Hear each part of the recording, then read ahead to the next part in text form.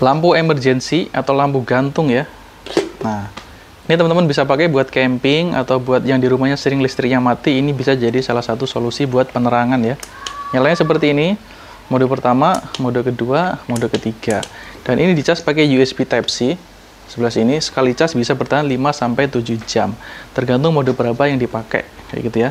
Dan ini ada hooknya atau cantelannya, jadi bisa mungkin lagi kemah gitu ya, bisa dipasang di tenda atau mungkin buat jualan keliling bawa gerobak biar terang buat jualan nasi goreng atau bakso atau apapun itu ya, bisa pakai ini.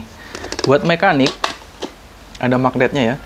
Kalau mekanik kan di sekitar pasti banyak logam, jadi ini bisa ditempelin aja kayak gitu. Harganya berapa bang? Bisa cek di keranjang kiri bawah.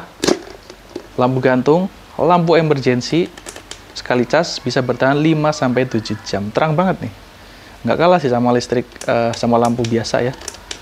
Beli di kiri bawah video ini.